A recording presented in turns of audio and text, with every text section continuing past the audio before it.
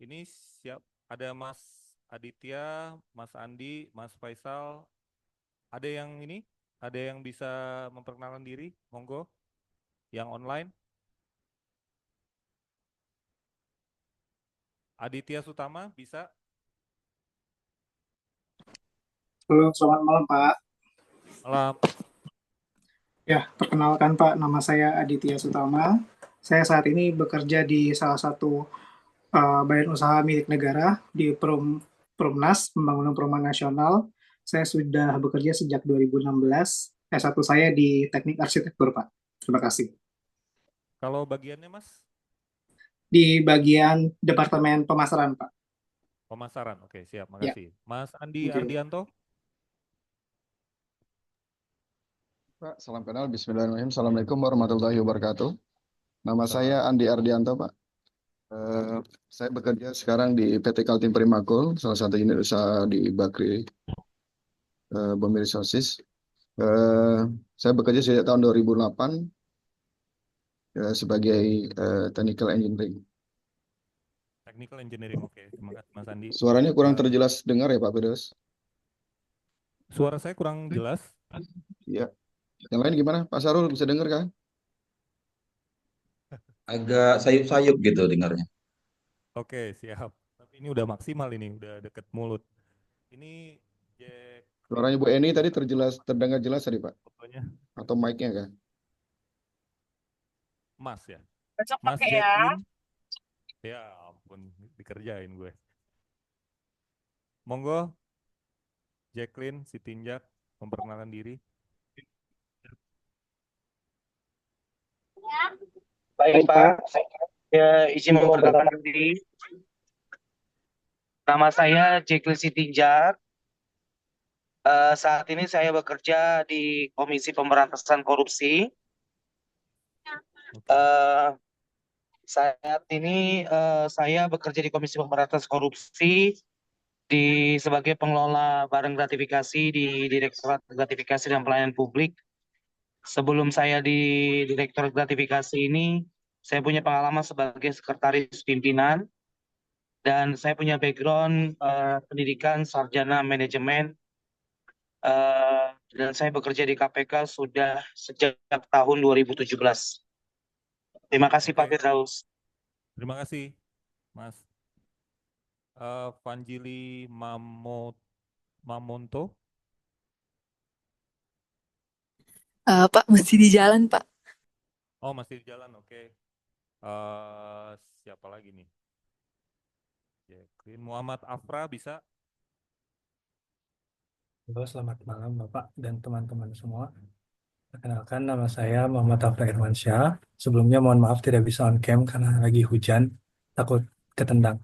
Saya saat ini sedang bekerja di perusahaan bidang otomotif di bagian New Project Development. Sebelumnya saya pernah terkait dengan Managing Operation dan Information System, saya pernah developing unknown system di production floor dan juga pembuatan agglomerative clustering untuk layout reconfiguration. Sedangkan selain itu di PT Toyota juga saya pernah develop robotic process automation untuk ordering system.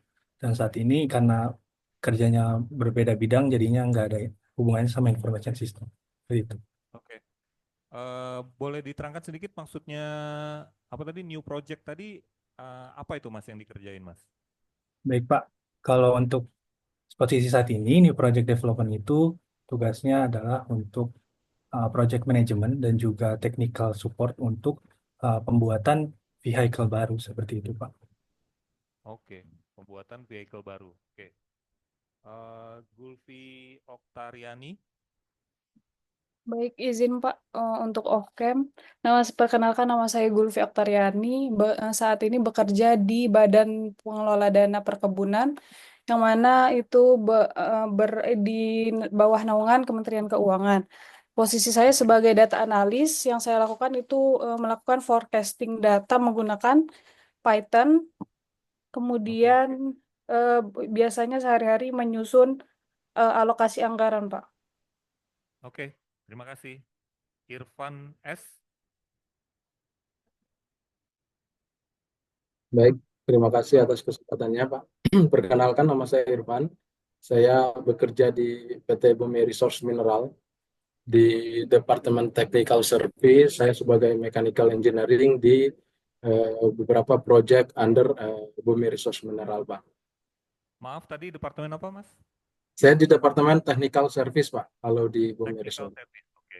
Iya, Ya, saya makasih. construction, ya, Pak. Di bagian construction, Pak. Bagian construction. Oke. Ya. Isnendi Yakub? Oh, oke. Tadi udah ya? Oke, ini yang belum Muhammad Rizky. Muhammad Rizky. Assalamualaikum warahmatullahi wabarakatuh. Salam. Perkenalkan, nama saya Muhammad Rizky. Saya bekerja di pabrik peleburan daerah Tangerang. Posisi sekarang saat ini bagian procurement, Pak. Procurement ya, Pak. Oke. Ya. Peleburan apa, Pak? Peleburan Kalau besi, boleh Pak. tahu? Besi ya. Oke. Ya. Ya. Makasih, Pak. Assalamualaikum. Ya, selamat malam Pak. Izin perkenalkan, nama saya Renaldo Pratama Pak. Saya saat ini bekerja di PT Dharma Henwa Pak, di Bakri Group juga, di Departemen Man Engineer Pak. Departemen apa, maaf? Engineer apa? Man Engineer Pak. Oke. Yes. Makasih, Safik. Selamat malam Pak. Saya perkenalan background saya udah bisnis digital Pak. Sekarang saya kerja di bisnis konsultan LM FEBUI di Salemba Pak. Oke, bisnis consultant. Oke. Syahrul. Assalamualaikum warahmatullahi wabarakatuh. Selamat malam Pak Firdaus dan teman semua. Saya bekerja di Radian Utama Group Pak. Bergerak di divisi saya itu adalah divisi Construction, Operation Maintenance and Engineering Services gitu Pak. Oke.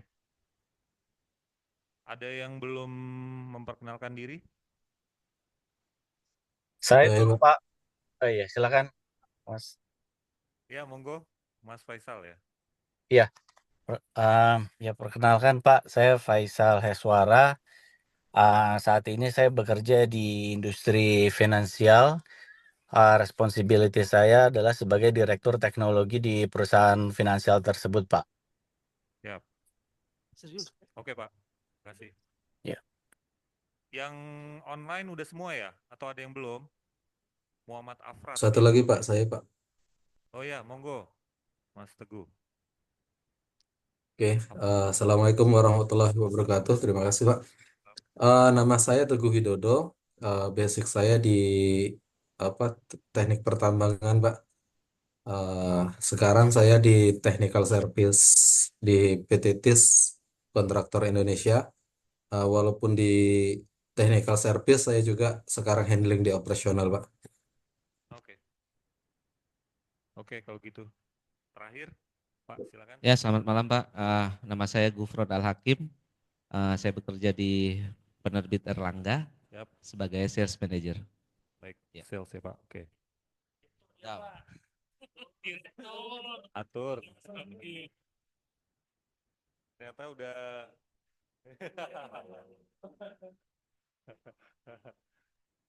Pak, izin Pak, suaranya bisa dibesarkan Pak. Suaranya kurang, ini kalau gini gimana Mas Jacqueline, cukup? Ya, itu lebih baik Pak. Ini lebih baik. Ya. Saya coba ini ya, belum terbiasa dengan mic-nya. Oke, kalau saya tidak salah tangkap dari perkenalan Bapak dan Ibu tadi, sepertinya ada ekspektasi tertentu terhadap mata kuliah ini ya. Sepertinya gitu. Tadi memang saya nggak menggali lebih jauh karena saya pengen dapat view dulu dari peserta kuliah ini kira-kira backgroundnya seperti apa, terutama yang berhubungan dengan supply chains, technical, terus mungkin kalau di sistem ERP itu material management, terus ada pengembangan sistem, terus ada yang direktur IT tadi kalau saya nggak salah, dan seterusnya. Nah, boleh nggak disampaikan kira-kira gambarannya seperti apa sih diharapkan dari mata kuliah ini? Mungkin bisa mulai dari Bapak yang ini. Maaf, namanya belum hafal. Iya. Iya, Mas Anton. Ya, maaf ya Mas, saya agak-agak nama agak ini. Oke, kalau dari ekspektasi kami, kalau Siap. kita ngomongin managing operation dan Ya. information system, pastinya efisiensi ya dari segi proses dengan ditunjang sistem informasi, artinya sistem yang membantu pekerjaan, Oke. lebih ke arah efisiensi proses menggunakan approach sistem lah. Baik, terima kasih. Ibu boleh nggak saya diskusi? Jadi pertanyaan Boleh. saya berubah. Kalau tadi kan efisiensi, oke. Information system, oke. Nah, pertanyaan saya mana yang terlebih dahulu? Operation-nya atau information system-nya? Nah, Um, ini harus along the way sih Pak, menurut saya, karena kalau untuk yang bisnis yang sudah running, ya, operation itu kan tidak bisa berhenti Pak. betul. Jadi dia bisa dilakukan mapping dengan menggunakan information system. Oke. Apalagi sekarang kan era AI, Ya, di mana itu akan istilahnya akan ada quantum leap lah Pak ya, tidak perlu melakukan proses berlibat-ribet, akhirnya kita bisa menggunakan data yang ada untuk managing operation. Misalnya Oke. saja nih di divisi saya Pak, ya, kami tiap bulan itu kan harus memberikan laporan Ya. untuk kebutuhan misalnya consumables. ya, Nah, dengan adanya AI di perusahaan kami ini, mereka sudah bisa membuat forecasting bahwa kamu butuhnya sekian, ya, tidak perlu lagi secara manual atau by Excel misalnya zaman dulu atau Ya. mungkin SAP ya Pak ya. Ini ya, mereka udah bisa ngasih forecast by system. oke. Jadi harus along the way bareng dulu Pak. Bareng-bareng kalau menurut Ibu Iya, ya. Oke. Karena Ada yang kalau mau punya, ya, IT-nya aja sendiri agak susah ya. ya. Silakan. Ada yang punya pendapat lain? Coba. Karena cara pandang ini akan menentukan dalam bagaimana kita menyikapi managing operations and information system. Walaupun nanti kita akan, ini yang akan kita bahas, ini bukunya, dan seterusnya. Gitu. Ada yang mau komentar dulu? Punya pendapat lain? Nggak ada? Oke.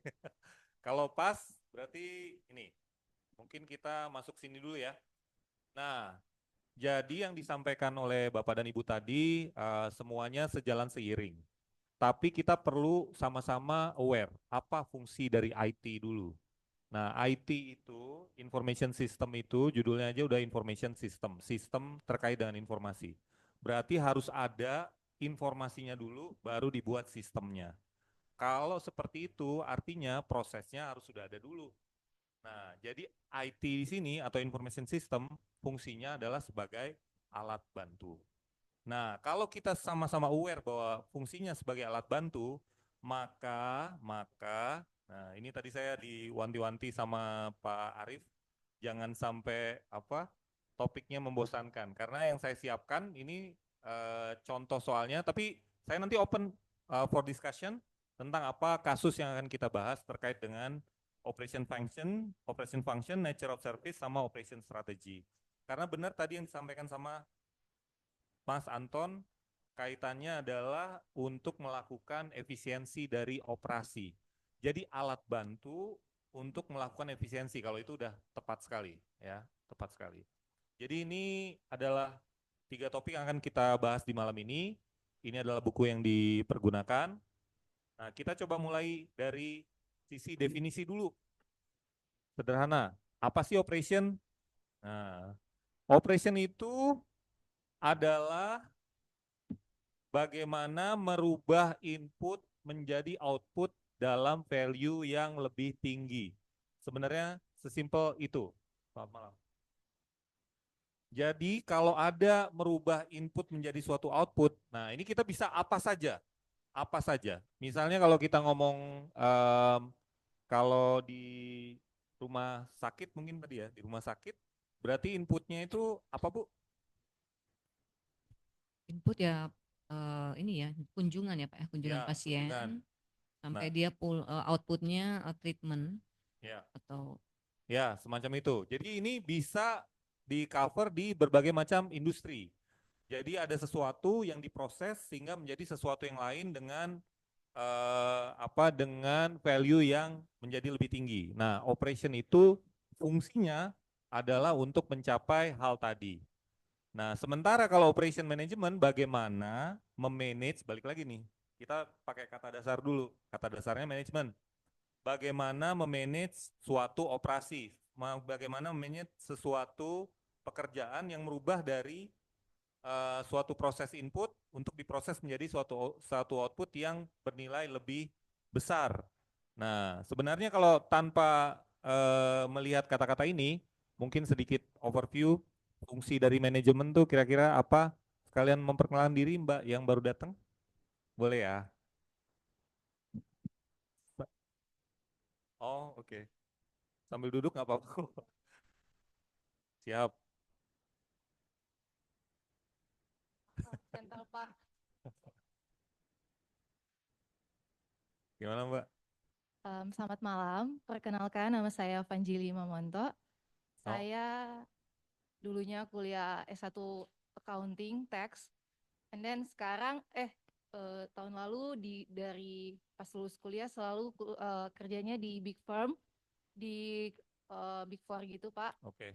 Dan sekarang udah nggak di konsultan tapi punya konsultan kerja bareng partner dan sekarang di suatu perusahaan Pak sebagai tax. Oke. Terima kasih. Kalau fungsi manajemen, ingat nggak? Manajemen itu apa aja sih? Itu paling semester 1 ya Pak, kan karena saya lebih ke accounting, jadi maybe udah lupa sih Pak. Satu aja mungkin yang diingat fungsi dari manajemen apa? Ya, ada planning, terus ada lagi yang lain? Iya, betul. Itu udah terjawab semua. Jadi sebenarnya kalau kita bisa petakan itu, planning, controlling, dan segala macam yang tadi Bapak sampaikan itu adalah manajemen. Bagaimana kita memanage operasi, merubah input menjadi output yang nilainya lebih besar dengan menggunakan fungsi-fungsi tadi yang ada di manajemen. Sebenarnya, jadi kalau kita memahami filosofi dari apa yang kita bahas ini, jadi harusnya akan menjadi lebih mudah kalau menurut saya seperti itu. Saya? Boleh.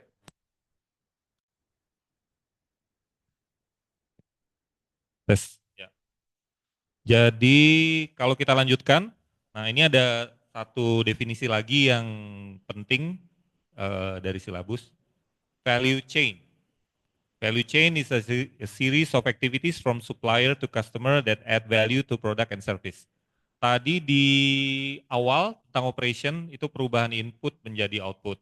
Nah, di sini proses merubah input menjadi output menjadi sesuatu yang lebih berharga ternyata ya membutuhkan activity dari supplier to customer yang membuat ada value gitu, membuat ada value. Jadi di sini suppliernya bisa internal, bisa eksternal. Nah, yang penting ini pemahamannya ditelan dulu, nanti sambil jalan kita bisa tambahkan. Nah, terkait dengan value chain ini, contohnya ya, saya mau ambil contoh tadi ada yang pertambangan misalnya tadi, yang di pertambangan, tentunya ada supplier yang kaitannya misalnya untuk menggali batu bara misalnya. Nah, saya nggak ahli tentang pertambangan, tapi saya cuma membayangkan aja karena kalau lokasi tambang itu bolong-bolong, berarti kan itu digali-gali. Nah, alat buat menggalinya kan pasti dari supplier. Nah, kemudian nanti hasil tambangnya itu perlu diproses.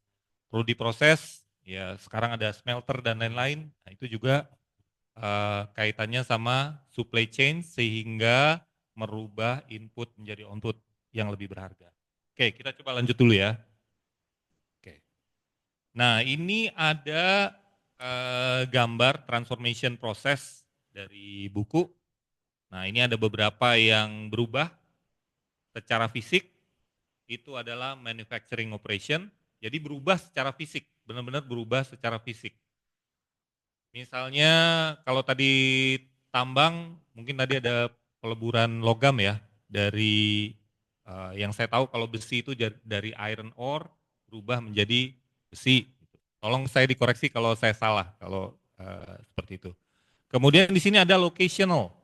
Jadi merubah value dari sisi lokasi. Nah, tadinya lokasinya di kota A, berpindah lokasinya di kota B, itu adalah locational.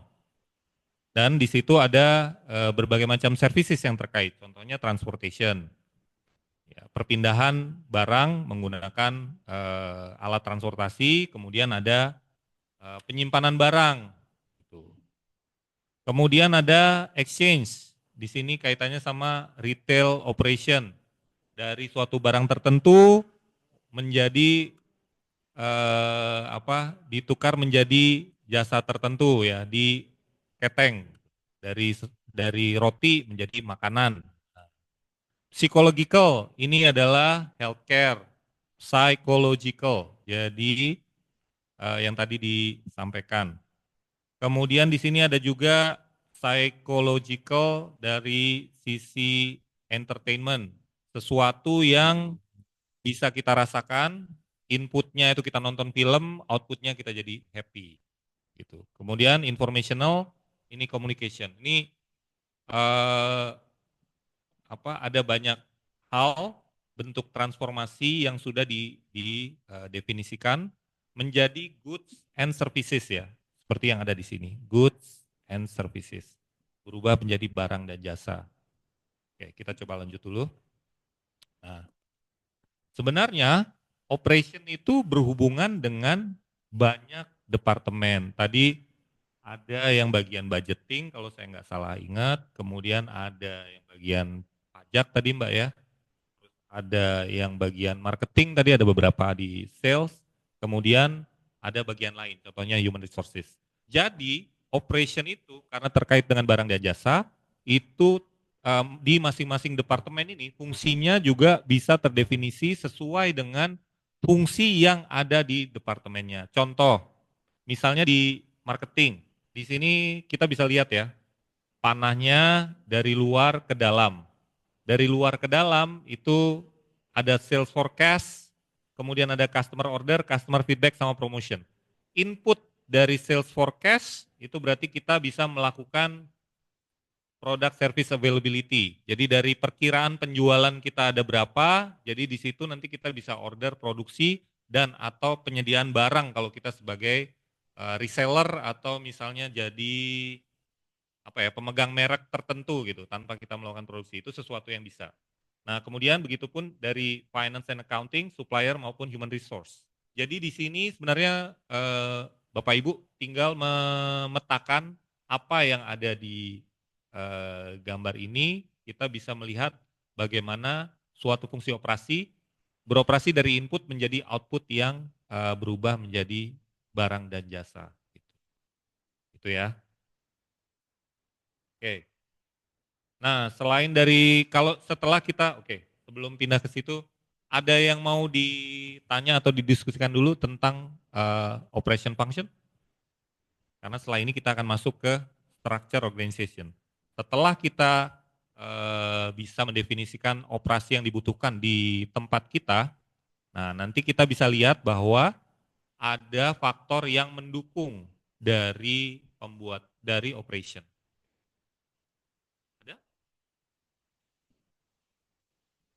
Ada atau lanjut? Lanjut, oke. Biar cepat selesai bagaimana sih? Oke deh. Ya, mungkin ini Bapak Ibu sudah sangat familiar karena di setiap perusahaan pasti ada struktur organisasi. Ya. Di setiap struktur organisasi, terus juga di sini banyak yang sudah berada di posisi manajemen. Jadi di sini ada beberapa function yang selalu ada, tapi ada juga yang belum tentu ada nih. Gitu. Kalau yang selalu ada tuh yang posisi atas.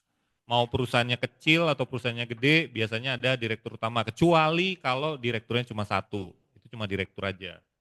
Nah kemudian dari sisi function, kalau semakin besar itu akan dipecah berdasarkan functionnya. Contoh, kalau kaitannya dengan keuangan, itu ada direktur keuangan atau CFO.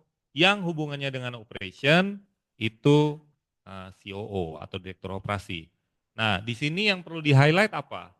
Di bawah Direktur Operasi itu adalah, kalau bisa ingat, nah fungsi-fungsi yang perlu ada di dalam operasional perusahaan, baik itu marketing, accounting, ini supply chain, human resource. Nah, dari sana biasanya ini ada di bawah Direktur Operasi, kecuali nanti kita bisa bahas yang hubungannya dengan di sebelah kanan, pemetaan. Ini karena tadinya saya belum tahu teman-teman tuh dari bidang apa. Saya coba ambil case yang mungkin menurut saya menarik tapi belum tentu menurut Bapak Ibu menarik nih. Jadi saya mau coba highlight dari Tesla karena beberapa contoh yang saya ambil juga nanti dari Tesla. Mudah-mudahan berkenan ya. Nanti bisa kita ubah. Tapi di sini kita bisa meng-highlight kapan dia menjadi struktur tersendiri, itu semua ada kaitannya dengan kebutuhan perusahaan. Nah, contoh. Di sini ada VP marketing. Kenapa kok nggak ada direktur marketing di sini? Boleh coba, ada yang mau atau saya tunjuk? Mbak boleh? Kira-kira ini kenapa perusahaannya yang ini ya tidak ada direktur marketing atau direktur sales? Kira-kira kenapa?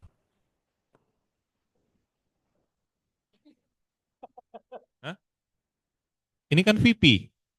Ini kan VP. Kenapa nggak ada direkturnya? Kan saya nanya direktur ya. Kalau VP ya ini sebagai function, yes. Saya tanya sebagai direksi. Kenapa ini kira-kira, tebak-tebakan aja. Kenapa kok nggak ada direktur sales? Di tempatnya Mbak ada direktur sales nggak?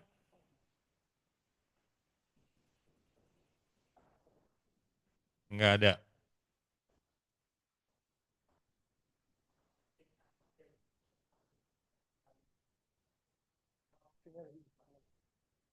Bisa.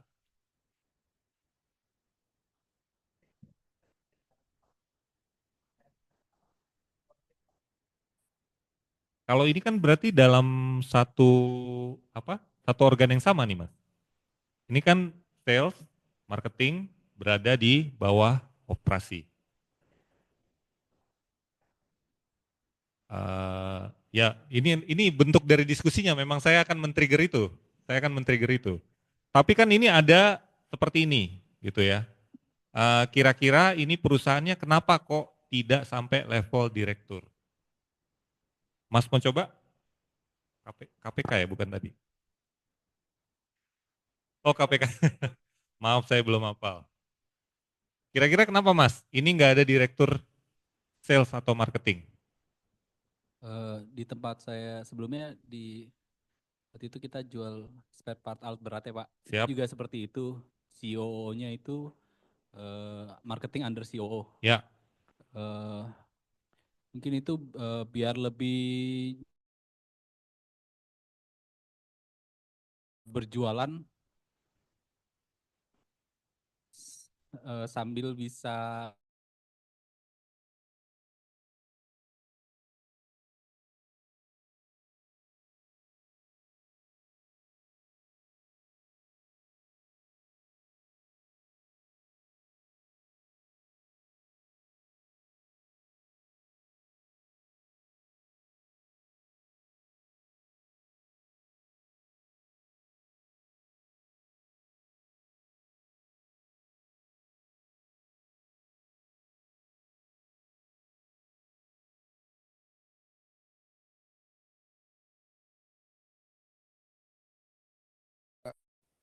dan ini bukan dengan kapitalitas perusahaannya Pak. Oke. Harusnya organisasi di luar. Ya. Kedua juga dari nilai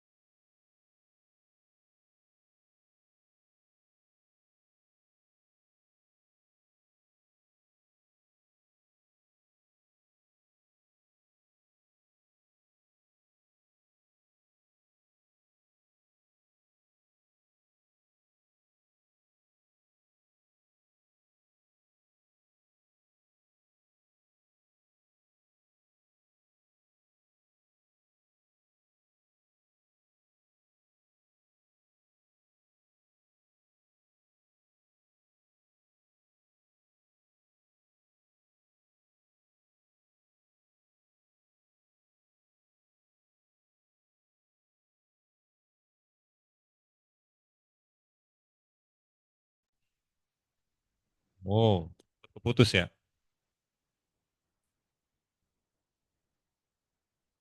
Udah ya.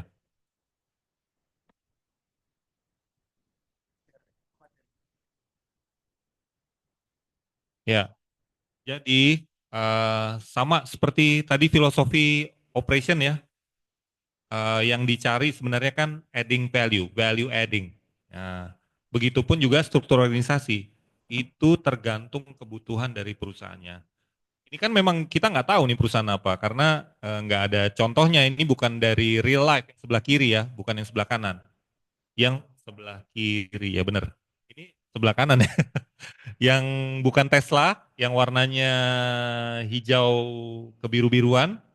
Jadi di sana kalau saya menebak, berarti di sini fungsi operationnya besar, fungsi keuangannya besar, fungsi IT-nya besar. Nah, berarti mungkin dia bukan perusahaan IT yang jualan IT ini, kalau pendapat saya, tapi lebih ke arah bahwa perusahaan tersebut sudah sangat menerapkan IT di operationnya. Saking besarnya. Biasanya kalau udah di level ini, kemungkinan besar menurut pendapat saya, mungkin dia sudah menerapkan ERP. Nah, karena dia menerapkan ERP itu sesuatu yang mahal, sesuatu yang kalau gagal itu bisa merugikan perusahaan dengan sangat besar, makanya perlu ada satu orang yang bisa mempercepat proses, tapi juga bisa menjaga sistem yang ada di perusahaannya untuk bisa berjalan. Oke, di situ ya. Nah, sekarang kita coba pindah ke yang sebelah yang sebelah warna merah. Di situ yang warna merah, kita bisa lihat ini struktur organisasi Tesla. Di Tesla itu dibagi menjadi dua. Nanti detailnya kita bisa lihat di sini ya, di mind map. Ya, nanti diusahakan gimana lah. Tapi memang itu gambarnya kayak gitu. Nanti ini saya share. Nanti saya share gimana caranya lah. Harap malum dulu ya, ini di awal.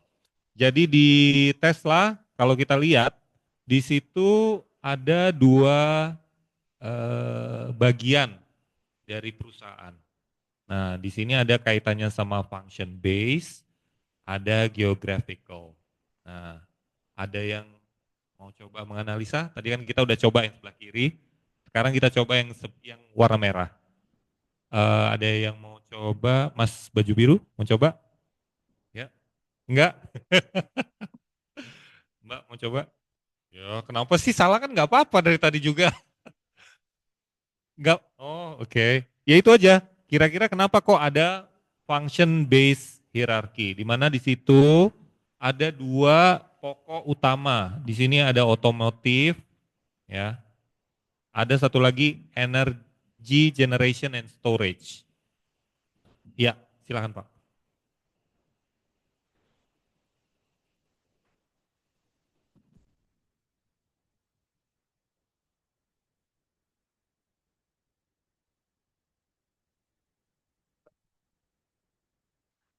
Kalau di Tesla ini kalau saya berpandangan ini Ya. lebih ke arah functional organizations, Pak. Jadi setiap business unit, jadi di masing-masing negara itu punya similarity functional ke head office gitu. Jadi contohnya misalkan otomotif business unit otomotif, maka di business unit masing-masing negara itu punya rep otomotif begitu. Ya. Bentar, sebelum itu kita lihat dulu ya Pak. Di sini adalah struktur organisasi di pusat Pak. Jadi ini di pusat Pak. Jadi kalau mungkin saya berpendapat yang agak berbeda. Jadi kalau di daerah itu tidak seperti ini.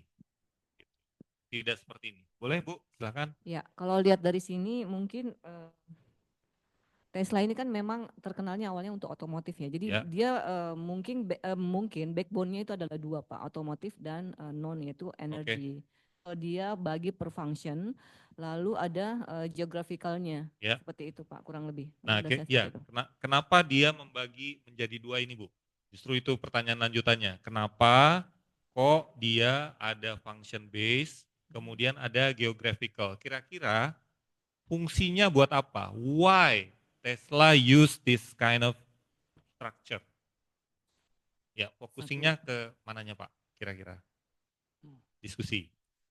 Oke, jadi focusing kepada area masing-masing bisnis unit tersebut. Oke, itu yang sebelah kiri ya, yang otomotif sama energy storage. Nah sekarang kalau geographical fokusnya kemana Pak? Sales. Tuh, ya. Jadi dia fokusnya ke sales. Nah untuk salesnya saja, di sini kita bisa lihat juga nih, kenapa kok dia United States? Kenapa kok China? Kenapa kok Norway? Kenapa Norway kira-kira? Yo. Kenapa Norway? Tadi masing-masing countries kan punya culture dan Ya. juga budaya masing-masing. Jadi Ya. United States tentu adoptnya ke United States, Ya. sementara China, Norway dan segala macam punya masing-masing.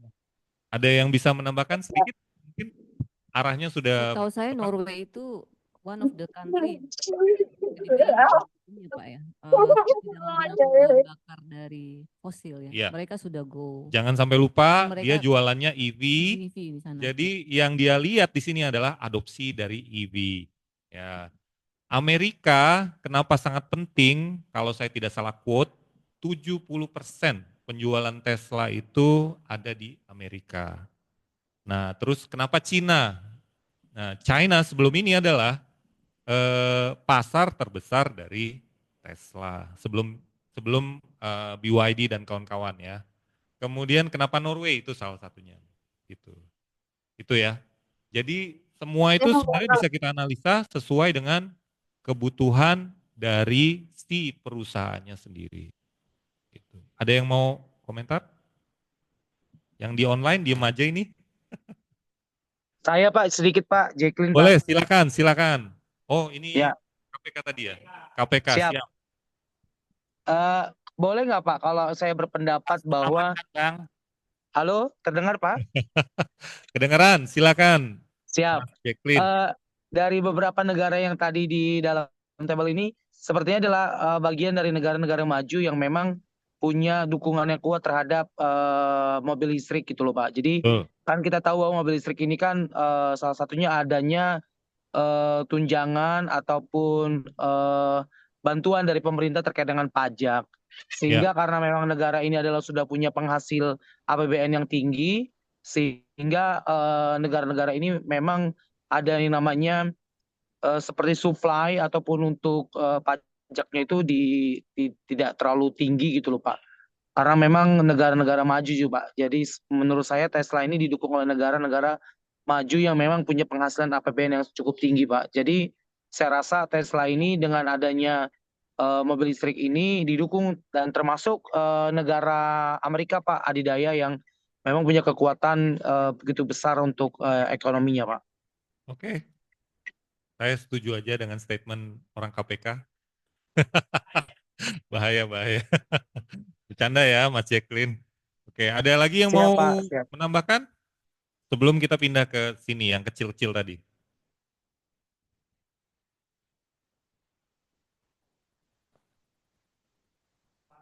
Pas ya, oke. Nah, di sini ada gambar. Ini karena mind map, jadi memang kecil-kecil. Jadi di sini kita bisa lihat apa ini? Oh ya, ya. Penjelasan yang lebih detail dari struktur yang tadi. Nah, di sini cuma penjelasannya adalah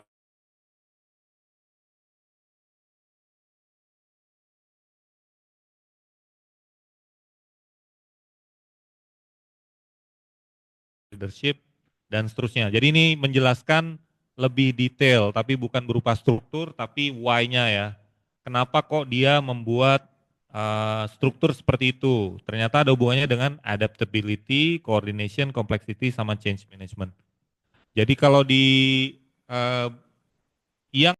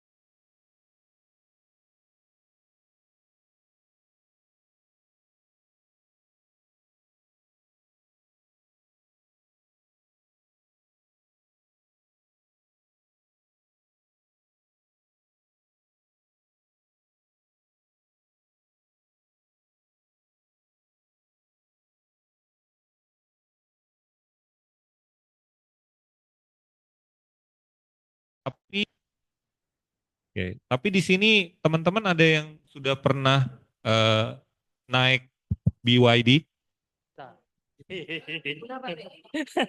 Punya semua ini ya. Nah, mungkin Mas bisa komentar dulu why BYD. Kalau saya mungkin saya bahkan memetakan yang lebih sederhana. Saya memetakan yang lebih sederhana. Mungkin kalau kita belum punya BYD mobil, kita bisa naik bis BYD.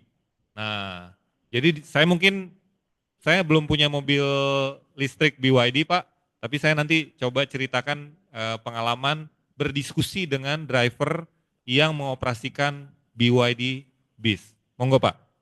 Kenapa kok BYD bisa sukses? Pertama, secara teknologinya Ya. kompetitif dengan Tesla, tetapi harganya sangat-sangat jauh dibandingkan dengan Tesla.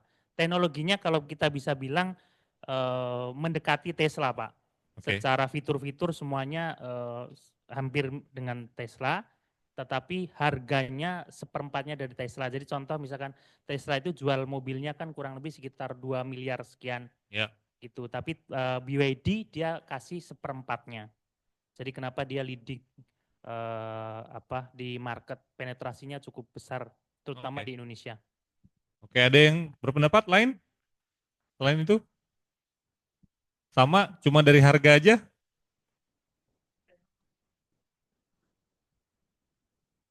Desain?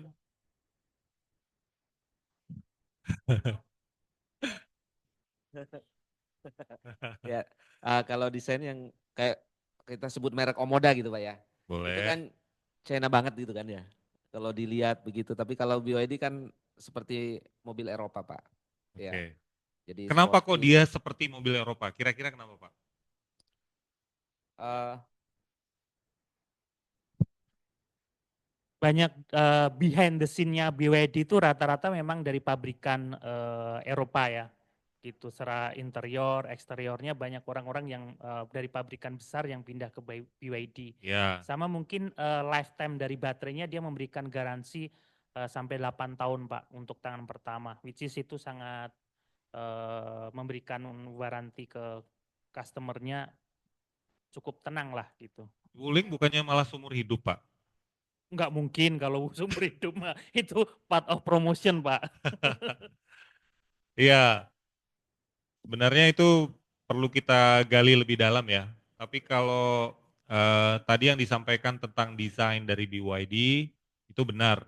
Kenapa kok kayak mobil Eropa? Karena desainernya itu orang Eropa gitu. Jadi memang dia kepintarannya tuh yang gitu-gitu diambil sama dia, di hire.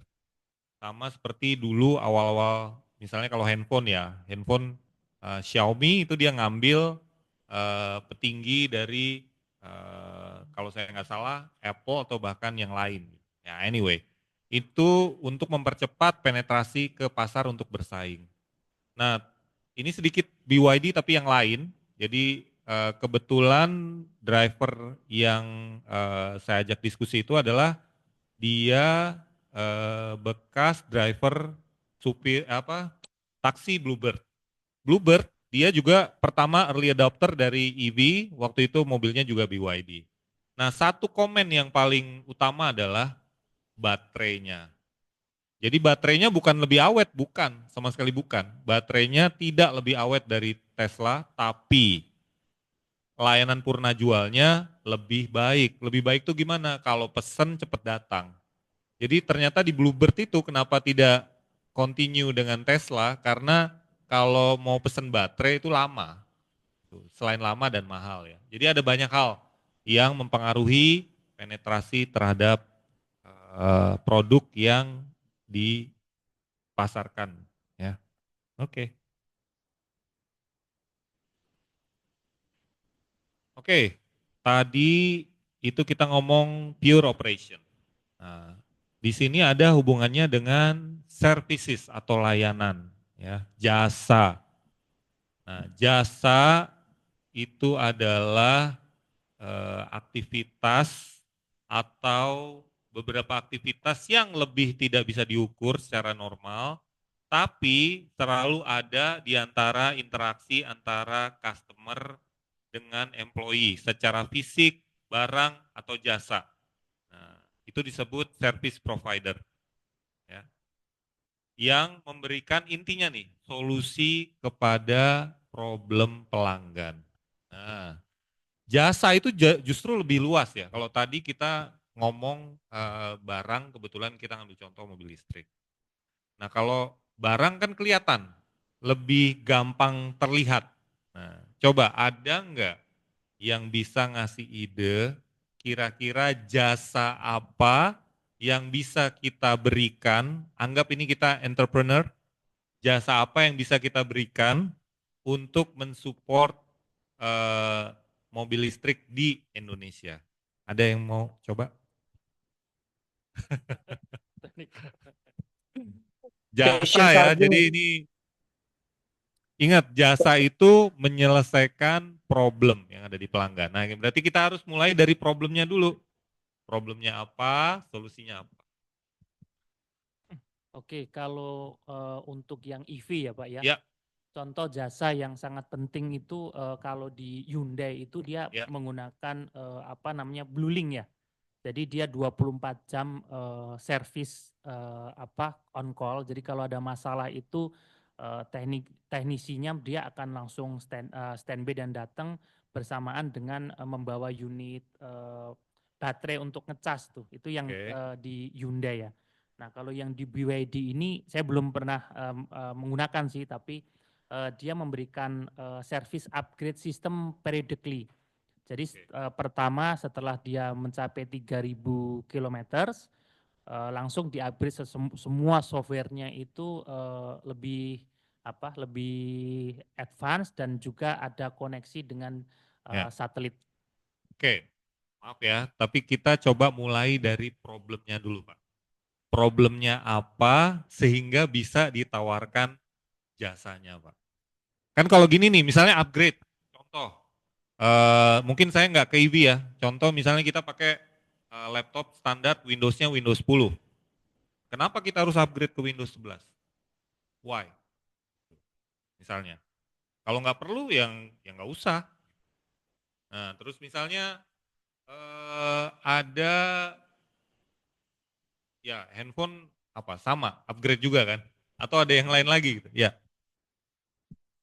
Oh, belum share screen. Mati ya tadi.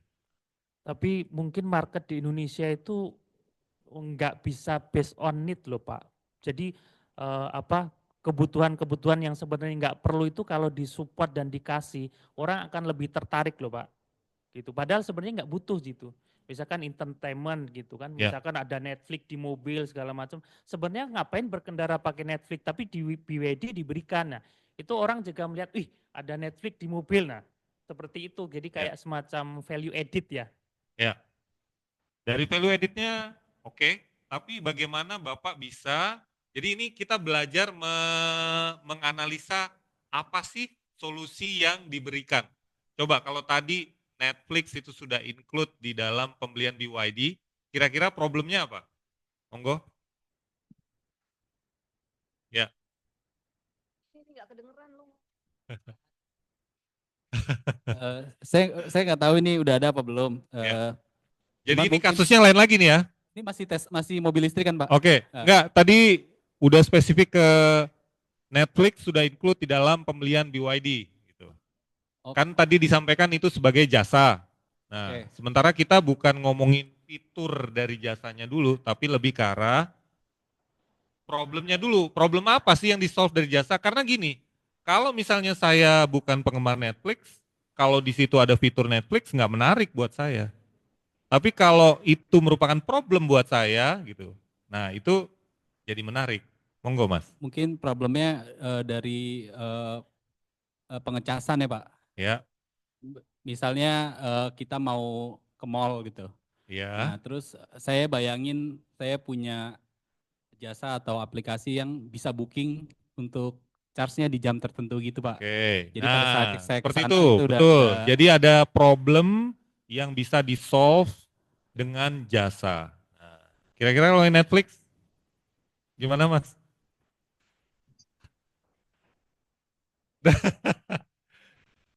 Iya.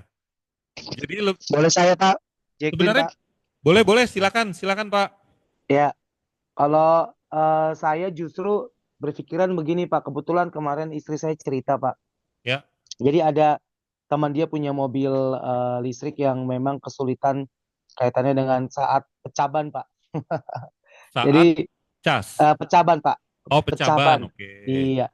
Jadi Nah. ternyata untuk mobil listrik ini punya treatment tersendiri Pak, bukan seperti mobil biasanya yang komersil gitu ya Pak ya. Ya. Jadi agak kesulitan mereka ketika pecah ban di tengah jalan karena memang beberapa tambal ban yang di pinggir jalan termasuk yang seperti SPBU itu Pak belum punya fasilitas untuk menangani pecah ban Pak untuk mobil-mobil listrik seperti Tesla dan yang lainnya seperti itu Pak. Jadi menurut saya kalau misalkan kita ingin bangun usaha gitu ya di bidang jasa kaitannya dengan mobil listrik ini adalah salah satunya mungkin yang lagi bisa kita boomingkan adalah terkait dengan tambal bannya Pak.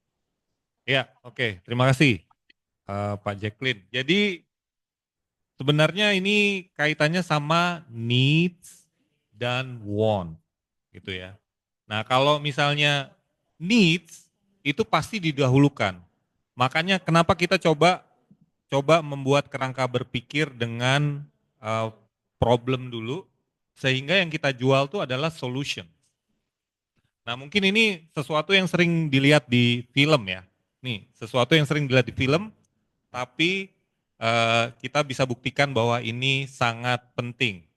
Tolong jual spidol ini ke saya. Jual spidol itu ke saya.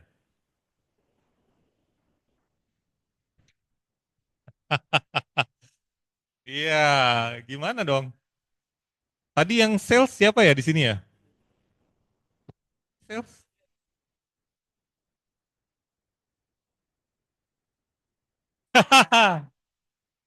Enggak, itu bisa menjadi menarik kalau itu jadi problem bahwa saya gagal terus ngajak makan siang. Itu bisa jadi problem, betul, jadi solusi. Nah, sekarang ini coba fokus dulu ke spidol. Gimana, siapa yang bisa menjual spidol ini ke saya? Ayo, coba. Coba. Ayo dong yang sales kalian lihat. Mas, bukannya sales tadi. Ya, coba jual spidol ini ke saya.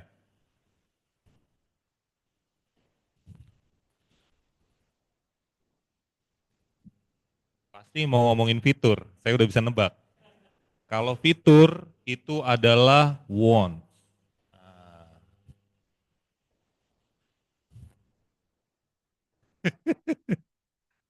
Gimana?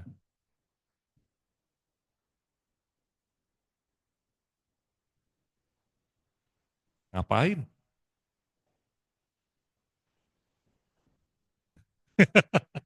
Nggak, ini bukan bermaksud apa-apa ya, tapi memang seperti itu gitu loh.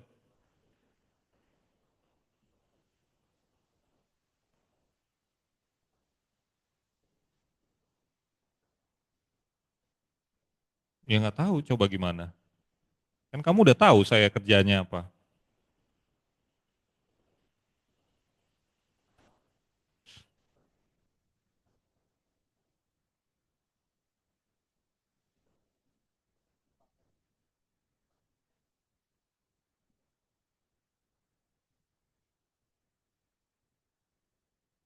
Saya dari tadi pakai spidol nggak?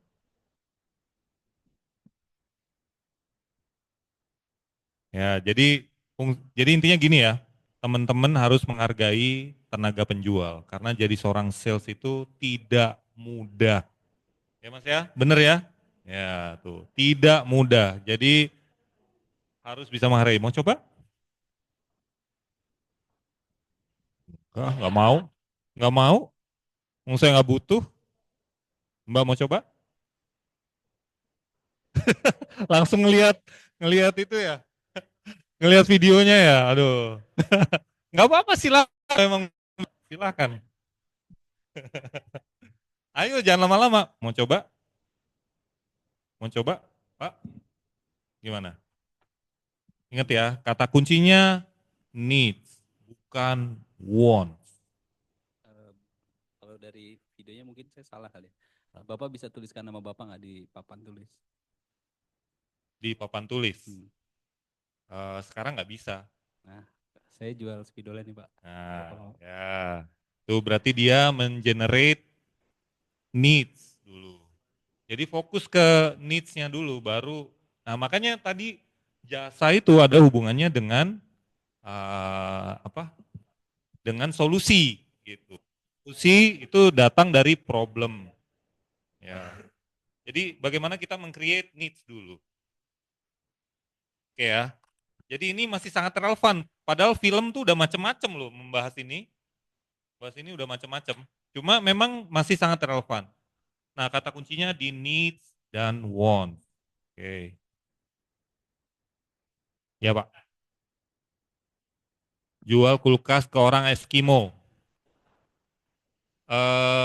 Saya kok nggak ngelihat kebutuhan dari orang Eskimo untuk kulkas. Mas pernah lihat ini nggak?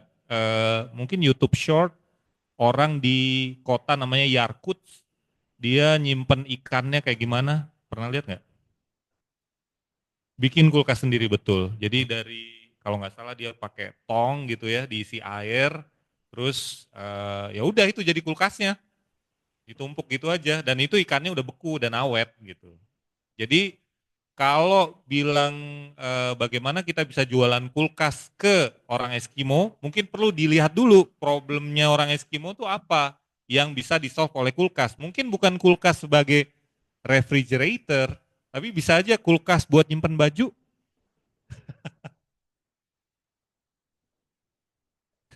Jual sisir di biara Shaolin. Iya. Ya terus kalau Bapak jawabannya apa? Bapak jawabannya apa coba? Ada jawabannya nggak? Apa coba? Share ke kita.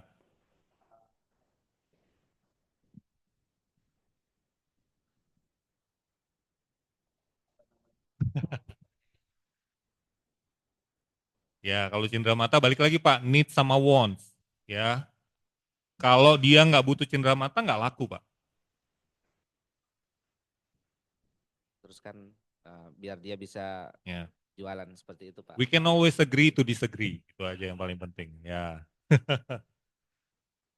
Oke. Nah, di sini ada beberapa pemetaan dari services atau jasa. Contoh di financial services atau keuangan, tolong dikoreksi tadi yang bagian keuangan. Di sini ada financing. Financing itu apa? Pembiayaan. Pembiayaan itu apa? Pembiayaan itu apa? Ya. Bahasa kampungnya apa kalau pemberian kredit? Ngutangin. Bukan utang, ngutangin ya, financing. Nah, kalau leasing minjemin. Insurance, oke. Jadi ini adalah bentuk-bentuk yang bisa kita petakan sesuai dengan industrinya ya. Contohnya di manufacturing, di business services. Jadi ini adalah jasa-jasa yang bisa dipetakan berdasarkan berdasarkan industri ya. Mungkin saya nggak usah bahas satu persatu, cuma memberikan gambaran bahwa jasa itu ternyata lebih luas. Saya mau bilang tuh jasa tuh justru lebih luas ketimbang barang. Kalau barang tuh biasanya lebih spesifik, lebih terbatas. Sementara kalau jasa yang mengelilingi dari barang itu bisa jauh lebih luas. Karena asalnya dari problem tadi, problem. Gitu ya. Mungkin ini saya skip dulu. Oke. Nah, di sini ada sesuatu yang mungkin menarik untuk kita analisa, ini sebagai informasi, comparison of societies. Jadi kita bisa lihat sebenarnya, tadi kan disebut Norwegia negara maju ya misalnya. Nah, coba kita lihat, dibandingkan sama Indonesia. Di sini ada pre-industrial, industrial, sama post-industrial. Nah, sekarang saya mau tanya, kalau Singapura itu posisinya ada di mana? Why? Buktinya apa?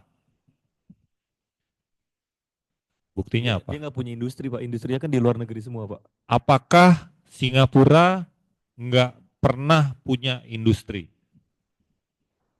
Pernah, Ya makanya saya nyebutnya post industrial karena dia sebetulnya menawarkannya jasa menghubungkan antar industri dari negara-negara lain gitu, Pak. Ya.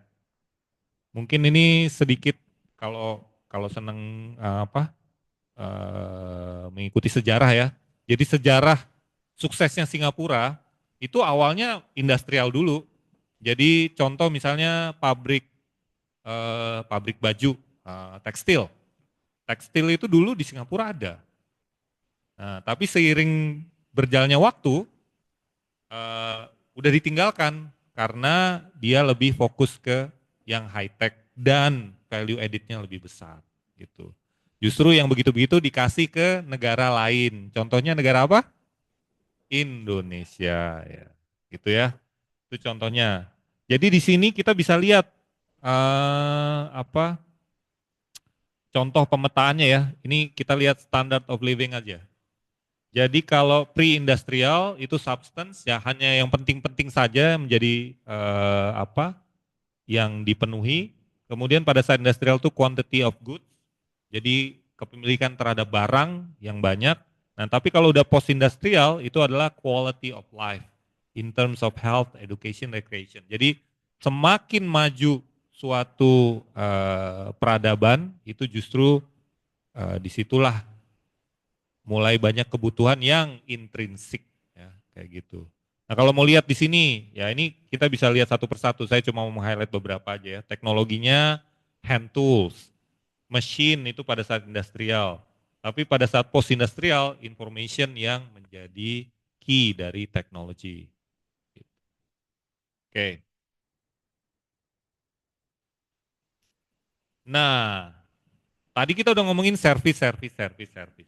Nah di sini ada strategic service vision.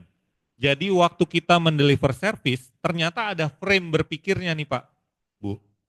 Jadi di sini di buku yang kita minta bahas itu ada frame untuk membuat visi dari jasa secara strategik. Pertama adalah service delivery system. Nah, di sini ada list of questions dari bentuk yang mau kita deliver. What are important features of the service delivery system including the role of people, technology, equipment, layout, procedures. Jadi di sini adalah langkah-langkah yang bisa kita lakukan untuk kita mencapai ke service delivery system. Kemudian ada di operating strategy, service concept, sama target market segment. Ini adalah elemen-elemen yang perlu kita buat untuk mencapai strategic service vision. Ini arahnya, bentar, saya mau ya. Ini contoh dari penerapan strategic service vision. Kalau di sini kan lebih ke frame-nya, di sini ada implementasinya. Jadi pada saat diimplementasi strategic service vision di Southwest Airlines, di sini bisa kita lihat bagaimana dia mendeliver servisnya. Jadi dia membuat strategi layanan untuk penerbangannya adalah fun cabin atmosphere to differentiate service. Jadi dia bagaimana merancang cabinnya itu fun. Cabinnya itu fun. Jadi strategi-strateginya. Nanti ini kan contoh yang sudah given ya.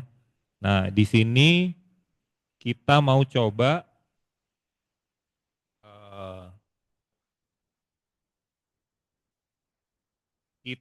petakan dari yang sini dipetakan balik ke sini.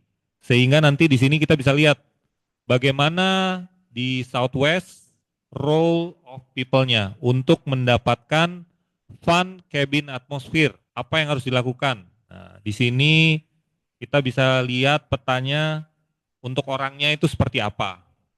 Teknologi yang digunakan seperti apa. Equipment-nya seperti apa. Layout-nya seperti apa. Prosedurnya seperti apa. Jadi dari hasil yang sudah ada ini kita bisa petakan ke belakang strateginya. Ini sebenarnya bisa nanti teman-teman ikuti. Biasanya dikasih tugas apa enggak sih? Kalau kuliah males ya.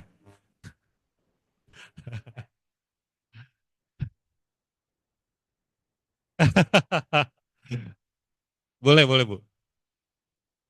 Iya, Sorry ya, ini ada iya, 4 pilar ya Pak dari iya, vision, iya, mulai dari sistem delivery system, operating strategy, service concept, dan iya, akhirnya target market ya, iya. segmen. Nah ini ada beberapa pertanyaan, ini apakah ada yang pakemnya Pak, atau ini kan ada people-nya, teknologi, ini ada apakah ada pakemnya untuk apa namanya, service tertentu, Ya, atau really depends gitu Pak dari ya. service itu? Justru pakemnya tuh ini. Pakemnya ini. Pakemnya ini, Jadi bisa ada tambahan. strateginya itu tergantung apa yang Ibu mau terapkan. Jadi kenapa ini nggak saya bahas duluan, langsung lompat ke sini. Nah di sini kan Southwest itu sudah menentukan tuh, dia mau strateginya fun cabin. Dari fun cabin itu kita definisikan nih, role of people-nya itu gimana, teknologinya gimana. Jadi bagaimana mendefinisikan yang tadi dengan pakem ini. Nah, kalau ini kita udah bisa petakan, akan lebih mudah kita dalam mengimplementasikannya. Ini saya coba petakan seperti ini. Oke, good question. Jadi ya, biasa pernah dapat manajemen strategik? Pernah kuliah manajemen strategik? Course, oke. S1 udah lama, oke. Dulu pakai buku apa ya? Anyway. Jadi kalau kebetulan gini, kalau di manajemen strategik ada buku namanya Whelan, dia punya framework. Frameworknya itu ternyata dipakai oleh Kementerian BUMN even. Jadi di situ penentuan visi misi, structure-nya seperti apa pendekatan nanti deh. Kapan saya akan coba share di sini ya. Kalau memang tertarik, karena kan ini saya harus sesuai dengan silabus nih. Tapi kalau itu menarik buat kalian, nanti saya coba bawakan. Jadi di sana, waktu kita mau membuat strategic planning, itu langkah-langkahnya itu apa dulu sih yang dibikin. Nah sama seperti ini. Jadi setelah ada strategic planningnya, baru kita petakan orangnya tuh harus gimana. Jadi ini bukan orangnya dulu, justru orang ini untuk mendukung visionnya tadi, gitu. Gitu. Ya ini nanti saya share, silakan dilihat aja ya.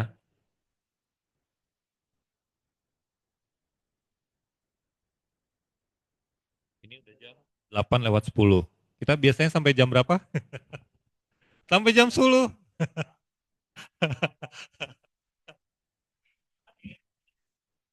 Apa? Iya kalau jam 9 tuh kan sesuai aturan.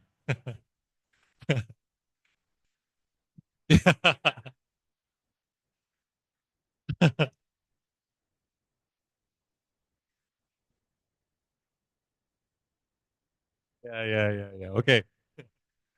Nih ya, jadi ini saya udah coba petakan, nanti kalau emang teman-teman mau mempelajari, nanti kita diskusi lagi, kita open gitu ya. Kemudian itu kan tadi dari frame, bagaimana mewujudkan service sesuai dengan frame yang tadi ya. Nah, di sini ada strategi untuk jasa kita itu kompetitif. Sebenarnya di sini sederhana aja strateginya. Strateginya cuma 3 ini aja. Cost leadership, differentiation, sama fokus. Nah, coba teman-teman petakan satu layanan jasa. Mungkin apa ya, kalau yang mudah kita coba jasa yang hubungannya sama layanan berupa online. Kira-kira apa yang bisa setuju dengan Michael Porter, competitive strategy ini? Apa? Cortex. Cortex dari sisi apa di sini? Differentiation. Jadi biasanya cepat jadi lambat gitu ya. Ada yang mau coba kira-kira layanan apa? Aplikasi online. Ada yang mau coba? Gantian ngomong. E-katalog? Mungkin kalau dulu ada layanan Paxel ya Pak. Jadi Paxel masih ada Pak? tapi sudah mulai redup ya sekarang. Kalau dulu kan dia leading, kenapa dia pertama secara cost dia sangat murah ya. Oke. Jadi secara overall cost murah karena dia istilahnya dari titik ke titik itu lebih cepat.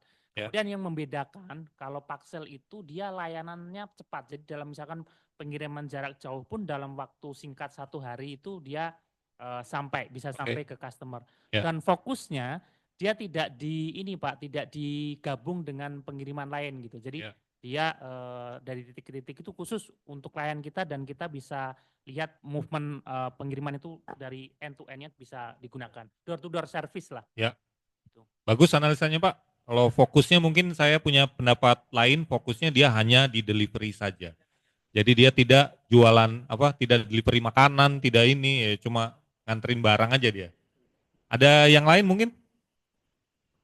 Gimana kalau saya tentukan kasusnya, kemudian dianalisa. Kalau tadi kan ini, dari tadi Bapak, oh yang online ya. Maaf saya lupa. Di online Pak Syahrul berkenan Pak? Mencoba Pak? Pak Syahrul masih di mute Pak? Dilanjut dulu Pak, sebentar Pak. Oh dilanjut dulu, baik.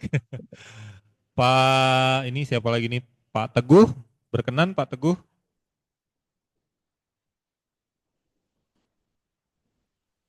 Boleh Pak, tapi mohon izin video tidak on Pak.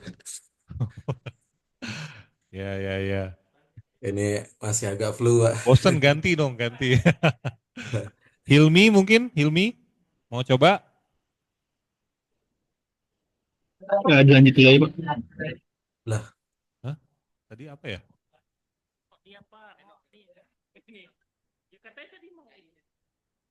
Renaldo mau coba? Belum kepikiran Pak. Waduh. Mas Andi Ardianto?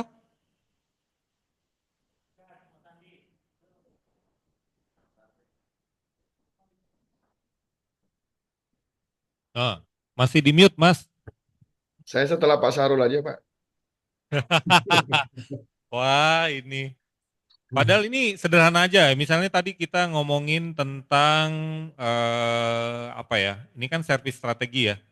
Servis strategi coba menurut Mas Andi lebih sukses mana? GoFood atau GrabFood? Nah, itu dulu deh.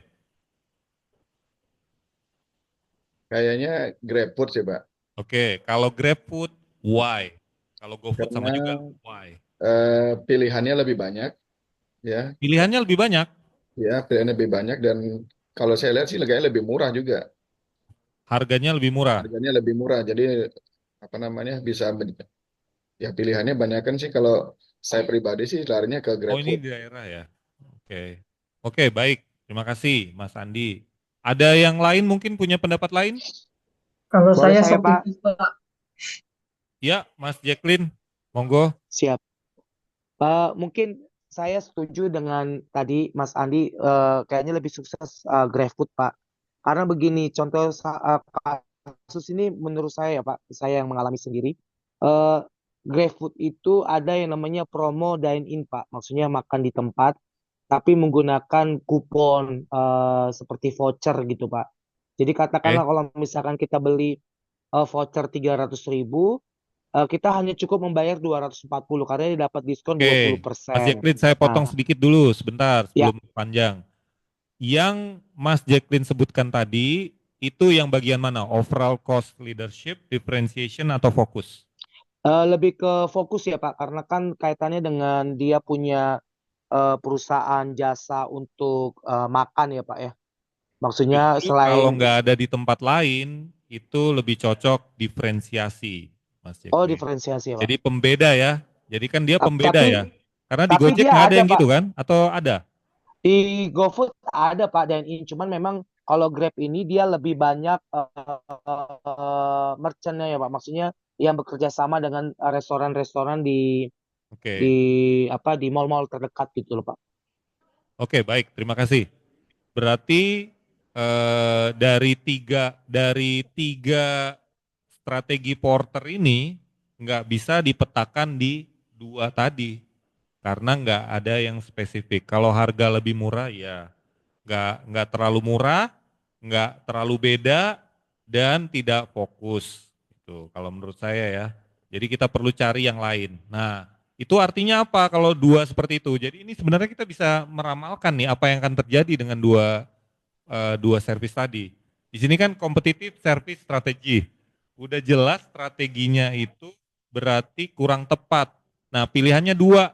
Kalian percaya dengan Gojek atau Grab atau kalian percaya dengan Michael Porter. Gitu. Nah, kalau menurut Michael Porter berarti GoFood sama GrabFood belum akan kompetitif karena dia tidak memiliki strategi cost leadership, differentiation, dan juga fokus. Ya.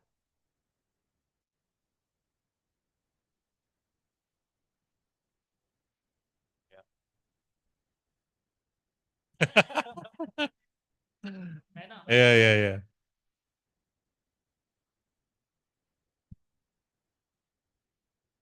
Ya.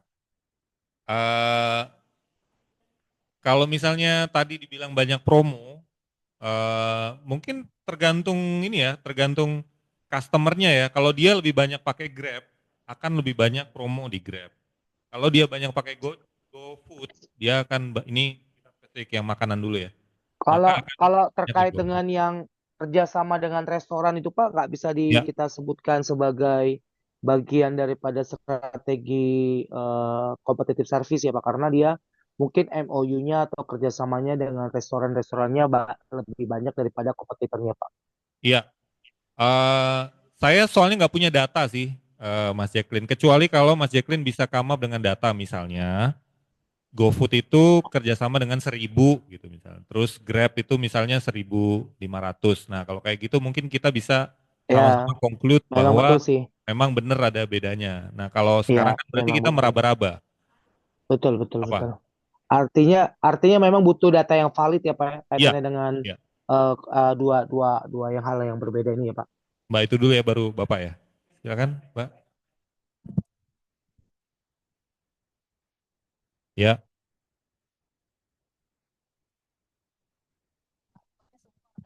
Ya. Ya. Eh, iya, tetap buka buka buka dari aplikasi Gojek. Maksudnya kalau mau jadi perbandingan buat Grab kan nggak ada gitu. Kalau misalnya kita mau belanja aja di TikTok, Pak, kayak nyambung ke situ, Pak. Jadi orang kayak ngisi GoPay udah semua sih, Pak, mau belanja barang apapun. Oke. Tapi kalau memang seperti itu, kan tadi ngomongin ini berarti TikTok Shop atau apa? Atau memang TikTok tuh seperti itu? Karena saya nggak pernah belanja di TikTok nih, terus terang. Iya.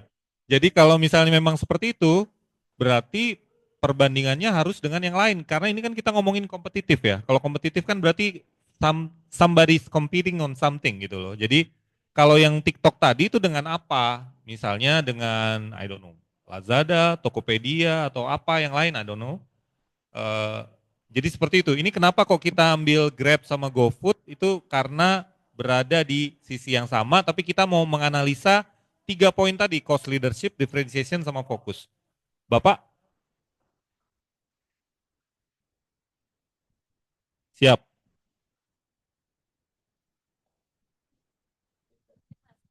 GoBiz. Oke. Saya punya aplikasi GoBiz di Gojek dan juga Grab Merchant di yang Grab. Ya. Itu untuk jualan makanan, untuk Pak? jualan makanan ya. Siap. Jadi kalau di GoBiz yang Ya. punya Gojek itu dia nggak bisa di iOS Pak. Jadi kita taruh di ya dia bisanya hanya di Android. Di Android. Ya, tapi kalau yang Grab itu bisa di iOS dan Android juga bisa. Oke. Gitu. Terus yang kedua dalam pembukaan toko baru, ya kan kita katakanlah memiliki beberapa cabang gitu ya. Jadi ketika pembukaan beberapa cabang di GoBiz itu lebih mudah dia. Ya. Jadi tinggal kita tambahkan cabang baru 1, 2, 3 itu langsung terdaftar dia di situ. Oke. Tapi kalau di Grab Merchant dia harus daftar dulu foto baru seperti itu ya, dan dengan nomor yang baru, jadi seperti itu. Jadi Oke. tadi lebih cocok kalau di Indonesia yang GoBiz itu, yang GoFood. Ya. Yang GoFood seperti itu sih Pak. Kalau Siap. dari sisi penjual ya. Ya. Itu bagus sekali tadi yang Bapak sampaikan ya. Cuma apakah, balik lagi nih, needs dan wants. Apakah yang disampaikan tadi sedemikian butuhnya sehingga menjadi diferensiasi, itu loh. Nah, jadi kan saya nggak pro kemana-mana, tapi misalnya gini, untuk sebagai tenaga yang jualan di GrabFood atau GoFood, apakah memang iOS itu adalah operating system yang majority, sehingga kalau tanpa itu jadi nggak bisa jualan? Atau jangan-jangan semuanya pakai Android? Saya nggak tahu, Nah gitu, saya nggak tahu. Tapi balik lagi, ini masalah data kan, datanya kita nggak punya ya, jadi kita cuma bisa analisa. Tapi kalau tadi misalnya mudah sama sulit, apakah itu needs atau want? Jadi sama. Diferensiasi itu benar-benar orang lain nggak bisa, kita bisa. Nah itu. Jadi ini memang nggak mudah ya ternyata. Jadi kita coba dari layanan yang bisa kita, yang biasa kita biasa gunakan, ternyata untuk menjadi kompetitif itu tidak mudah. Pertama harus lebih murah, cost leadership. Kedua harus beda, differentiation. Ketiga fokus, gitu. Ya mungkin ini kita maju lagi. Oke. Nah, Porter Force di sini ada 5 analisis yang bisa kita lakukan apabila ini kita mau lihat kompetitor yang masuk ke tempat kita. Jadi kita bisa lihat potential new entrants, bargaining power of supplier, competitive rivalry within industry, bargaining power of customer, threat of substitutes. Jadi ini adalah hal-hal yang membuat, jadi kalau no itu berarti kita kompetitif. Tapi kalau yes dan mudah, itu artinya kita bisa kedongkel kapan saja. Gitu. Gampangnya itu seperti itu. Jadi ini bisa kita lihat, nah ini saya juga sudah petakan ke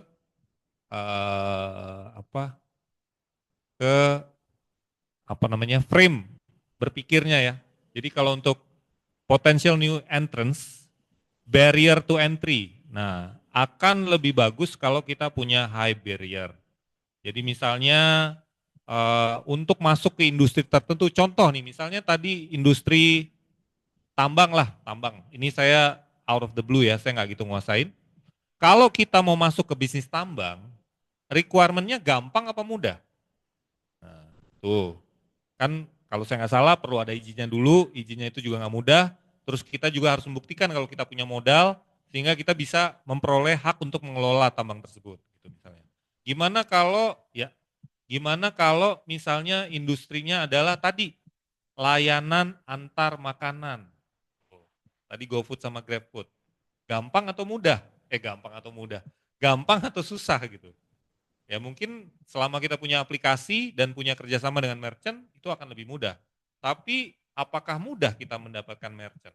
Nah itu, jadi itu sesuatu yang bisa kita analisa satu persatu. Brand equity, nah ini juga kalau misalnya, contoh misalnya tadi kita kebetulan ngomongin otomotif. Toyota di Indonesia itu susah banget tergeser karena dia udah punya brand equity yang sangat kuat. Tapi di sisi lain, kayak misalnya di India, brand yang paling kuat itu bukan Toyota, Suzuki, betul.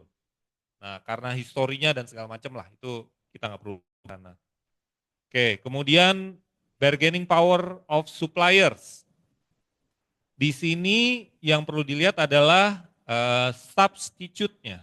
Ya, substitute sama uniqueness of input. Ini balik lagi ke masalah supply chain. Nantinya kita akan ke arah sana ya. Ini kita mendalami dulu faktor-faktor yang mendukung sehingga nanti di ujungnya tuh kita ada hubungannya dengan information system. Pertama kita pahami dulu dari sisi operationnya. Ya, ini nanti bisa itu. Terus di sini saya udah coba petakan nih, gimana kalau Tesla. Nah, tuh. Barrier to entry, nggak mudah kita bikin EV karena capital requirement-nya, manufacturing facility itu sangat membutuhkan capital yang besar, capital intensif. Jadi kalau kita lihat di sini, bahkan dari sisi teknologi ya, ini teknologi.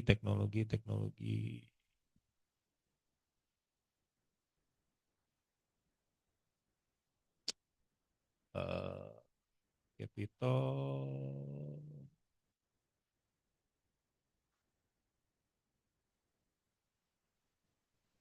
Kayaknya nggak masuk sini nih. Ada yang tahu apa yang terakhir baru diimplement oleh Tesla? Ada yang tahu nggak? Bukan, Tesla Pak. Dari proses manufacturing EV-nya. Bukan, itu produk itu. Apa? Apa yang baru diimplementasikan sini? Nggak ada, tadi saya udah lihat dulu. Bukan handphone. Ini proses manufacturing. Ya, prosesnya. Jadi ada satu proses yang baru. Jadi gini, kan tadi kita udah sama-sama sepakat ya.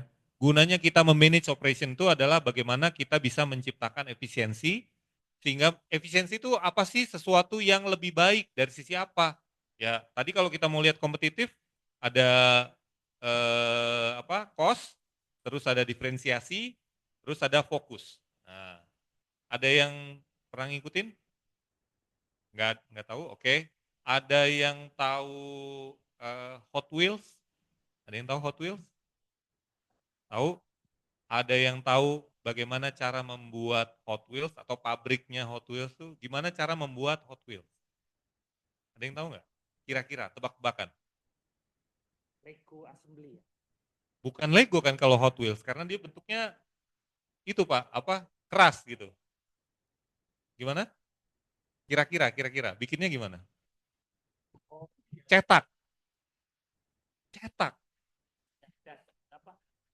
Nah, ini ada hubungannya dengan Tesla. Nanti bisa dikonfirmasi aja apa yang saya sampaikan. Tesla dia memesan press untuk membuat mobilnya. Tujuannya untuk apa? Kira-kira apa yang membuat? Ya, udah pasti kecepatan. Ini kalau mungkin saya karena waktunya juga udah 8:30. Masih lah. Jadi kalau Bapak Ibu udah pernah lihat ini proses manufacturing mobil? Ini saya karena hawanya kebetulan contohnya saya bikin Tesla, nanti saya coba yang lain ya. Gigapress ya Pak? Gigapress, oke. Kerja di bagian otomotif?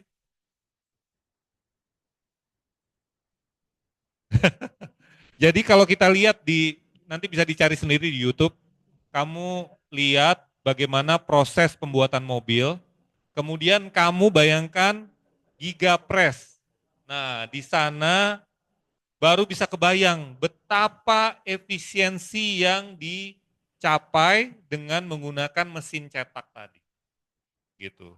Jadi arahnya tuh ke situ. Nah, sekarang Bapak Ibu bisa bayangkan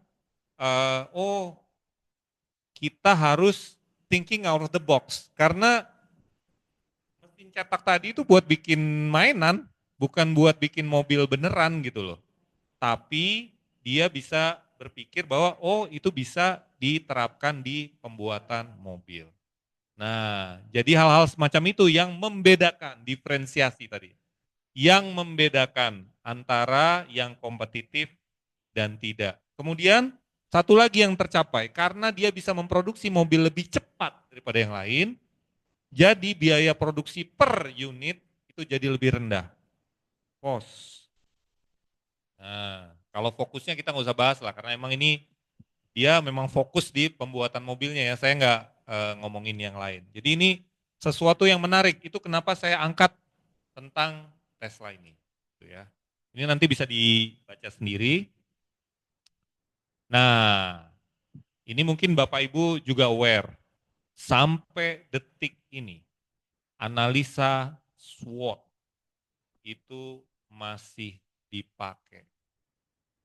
Ya, jadi nggak ada ruginya untuk kita mengulang dan coba mendalami mastering dari SWOT ini.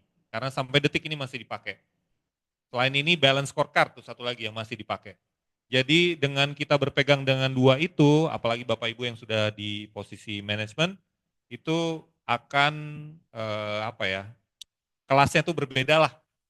Kelihatannya kelasnya berbeda ketimbang yang lain. Jadi di sini sebenarnya sudah ada frame berpikir juga dari SWOT. Strength, what are your company's advantage? Ini adalah pertanyaan-pertanyaan yang kalau dijawab nanti bisa mendefinisikan strength, weakness, opportunity dengan threat. Nah, yang perlu diingat di sini cuma dibahas tentang SWOT, tapi sebenarnya kan ada turunan dari SWOT ya. TOWS dan lain-lain lah. Itu nanti saya nggak akan masuk ke sana, tapi yang penting di sini SWOT-nya dulu. Yuk kita latihan lagi membuat analisa menggunakan SWOT. Karena ini juga yang nanti akan melihat, terutama di sisi weakness, what could you improve? Jadi di sini kita juga melakukan self-assessment terhadap perusahaan kita, terhadap operation yang kita jalankan, apa yang kira-kira bisa kita improve. Jadi dari ide-ide yang datang dari self-assessment kita bisa meningkatkan nilai dari perusahaan kita. Nah, kalau ini saya coba SWOT analisis terhadap Tesla. Nah, strength-nya itu apa sih? Weakness-nya itu apa sih? Opportunity-nya itu apa sih? Threat-nya itu apa sih? Nah, saya sih tadinya pengen masing-masing orang latihan lah, yang SWOT aja. Coba pilih, ini tugas ya berarti ya, pilih satu perusahaan apapun, mau perusahaan sendiri boleh, coba di-SWOT-kan.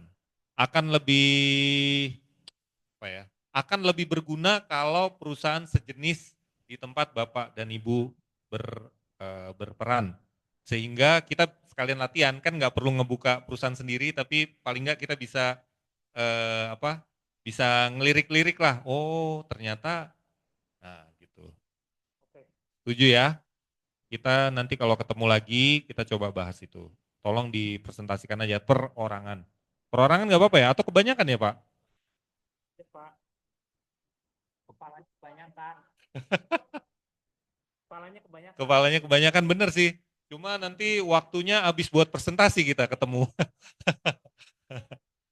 Ya. Nah dikumpulin aja, betul. Dikumpulin aja, baik. Dikumpulin aja ya. Oke.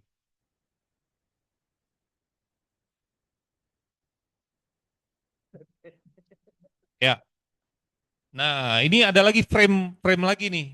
Frame lagi. Jadi 4 stages of service firm competitiveness. Nah, di sini juga ada frame-nya dari sisi reputasi, operation, service quality, back office, customer, new technology, workforce, first line management.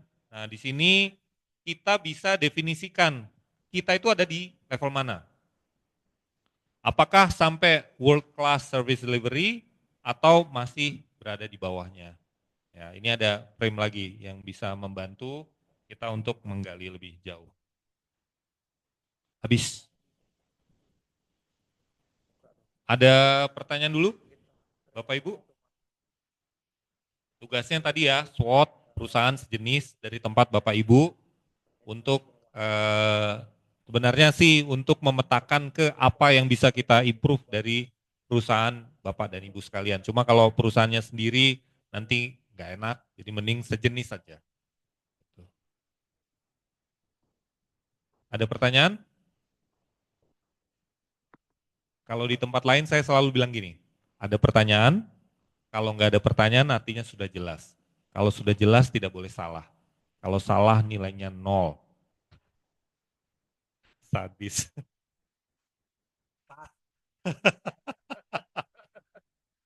Ada lah di tempat lain. Kalau di sini enggak ya kayaknya. Ya. Saya justru sangat senang kalau misalnya kita bisa diskusi, bertukar pikiran, terutama dari pengalaman Bapak Ibu ya. Ini kan sangat applicable gitu loh. Ini teorinya seperti ini. Apakah applicable atau enggak? Apakah ini sesuai atau enggak dengan pengalaman Bapak Ibu?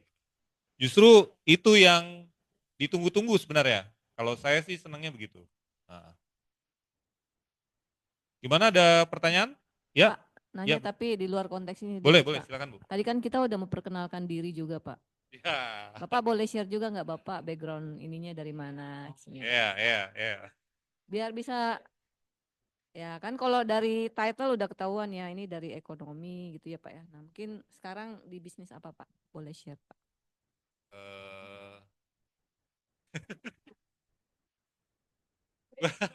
Bukan KPK. Enggak, saya bukan cuma dosen.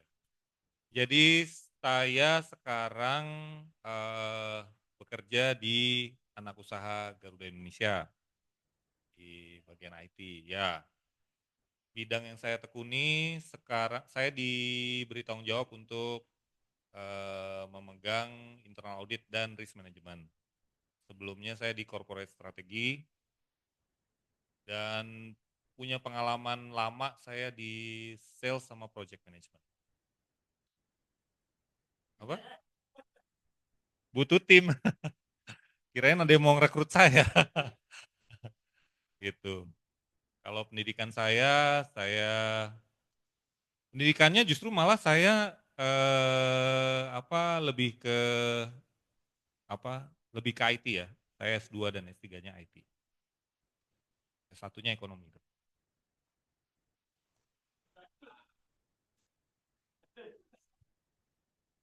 Status disamakan. Status ditakuti Jili. Ya, saya rasa cukup lah itu perkenalannya, kan nggak perlu detail-detail kan. Ya Pak, paling nggak paham Pak. Oke, ada pertanyaan lagi? Bapak Ibu yang online mungkin? Ya. Ya.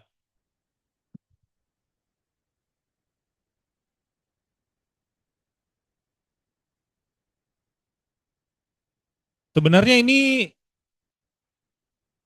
kan ada list pertanyaannya nih, Mbak. Jadi kita ikutin aja dulu frame-nya. Jadi sekalian gini, makanya ini kan jadi gini loh. Saya nggak tahu ya, Bapak Ibu tuh pernah terpikir gini nggak? Teori doang bisanya. Pernah nggak kepikir kayak begitu? Pernah. Nah, kalau pernah, berarti memang belum mendapat pencerahan nih Pak. Nah, nih gini caranya. Pernah dengar teori penawaran dan permintaan? Itu kan sederhana ya, supply and demand. Nih, saya tantangin ya ke Bapak sama Ibu. Saya bisa jelaskan fenomena apapun yang ada di dunia dengan teori penawaran permintaan. Hukum penawaran permintaan, bukan teori bahkan. Hukum penawaran permintaan. Ada yang mau nantangin?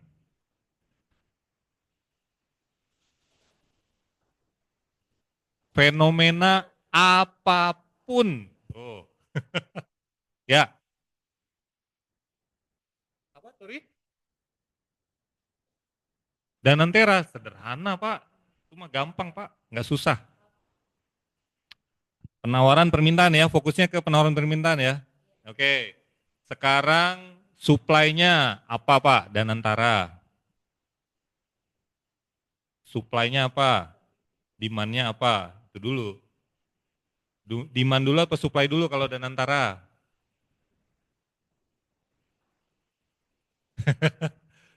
Ayo dong sambil berlatih dong. Masa saya doang yang ngomong nih.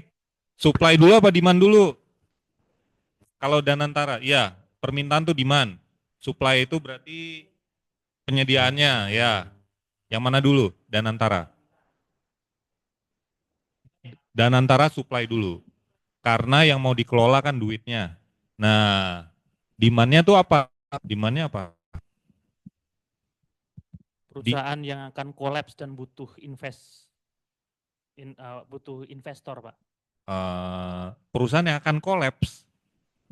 Kurang lebihnya begitulah. Oh, ya mungkin saya punya pendapat lain ya. Ada lagi yang lain? Danantara?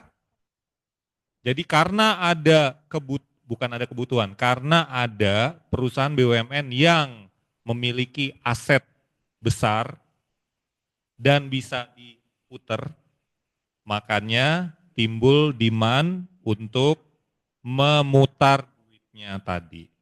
Tuh. Yang lebih sulit lah Pak. Gunung meletus saja saya bisa pakai supply and demand kok. Oh.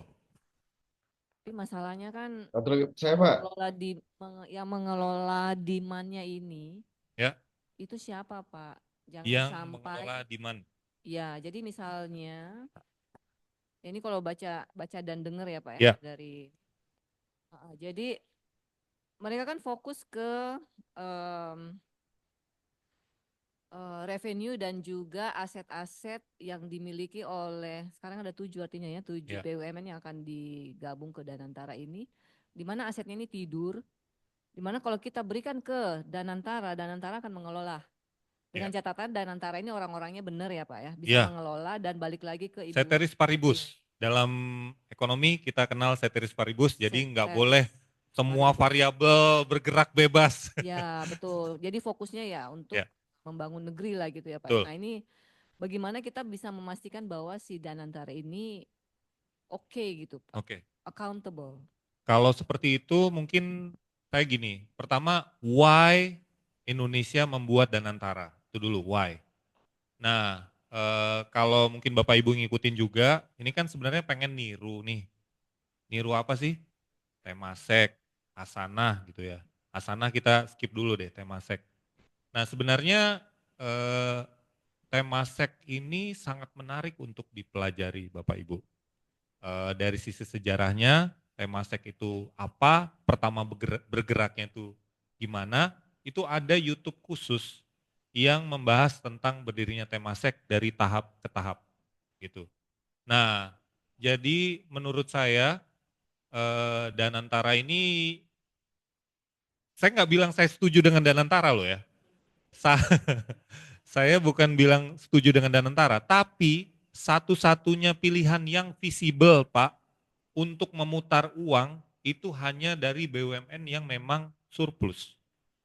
Nah itu. Karena kalau misalnya seluruh BUMN, contoh nih misalnya kita ngomongin Garuda Indonesia deh. Garuda Indonesia itu sekarang posisinya untung atau rugi, kan itu udah gitu dulu tuh. Terus dari untung atau rugi, sebenarnya operasional udah profit Pak. Cuma karena ada beban hutang masa lalu yang harus diselesaikan, secara kalau PNL-nya dia untung, tapi secara neracanya dia masih minus. Nah hal-hal semacam itu kan perlu dianalisa lebih dalam ya. Menarik sebenarnya, jadi di situ ada akuntingnya, ada manajemennya, ada sesuatu yang bisa kita dapat dari sana. Jadi kenapa Danantara ya karena 7 perusahaan itu yang paling liquid, yang paling bisa diputar duitnya. Kenapa nggak yang lain gitu? Padahal kan BUMN tuh awalnya ada 100 sekian, sekarang udah tinggal 40 sekian. Jadi itu aja sudah kemajuan sebenarnya untuk Indonesia. Gitu. Mudah-mudahan menjawab. Lebih ke ya. Ya. Ya. Ya. Ya. Kalau saya mungkin menjawabnya dengan kasus yang sama sekali berbeda. Mungkin Bapak Ibu tahu bahwa sekarang itu kereta api, PT Kereta Api Indonesia, itu asetnya sangat baik, sangat sehat. Alasannya kenapa? Padahal sebelumnya tuh rugi pas zaman berantakan dulu. Sebelum Jonan Bu, sebelum Jonan. Jadi pada saat Jonan itu dia operasionalnya yang diberesin. Sebelumnya itu ada satu tahapan di mana dia melakukan revaluasi aset. Nah, revaluasi aset. Nah, revaluasi aset itu buat apa? Buat apa dia revaluasi aset? Untuk menghitung total aset dan di-value-kan, Pak. Buat apa? Untuk menaikkan secara. Tadi kita ada singgung tuh, ada fungsi dari keuangan tuh ada apa aja tadi tuh. Buat apa kita revaluasi aset? Mengefisiensikan modal, Pak. Buat apa kita revaluasi aset? Ingat, everything happen for a reason. Aset nih, tadinya kan gini, tanahnya KAI kan sama kan segitu-segitu aja. Terus kenapa direvaluasi? Iya, supaya naik harganya. Kenapa supaya naik harganya, Pak? Supaya bisa ngutang tadi, jaminan pinjamannya. Nah, utang tadi buat apa ya? Buat modal. Nah, buat modal ya diputer. Nah, itu tadi. Jadi menjawabnya tuh ke arah sana, Bu, kalau saya ya. Jadi dan antara kalau misalnya masing-masing BUMN itu jumlahnya akan kecil, tapi kalau ini kan jadi besar sekali. Nah, karena besar sekali, ya sama aja kalau kita modalnya, kayak misalnya kita masuk pasar modal. Kita pakai duit 10 juta sama duit 10 miliar, sama-sama untung 1% misalnya per hari, kalau kita trading. Nah, itu kan efeknya beda, Pak. Nah, jadi arahnya tuh ke situ pasti. Size does matter.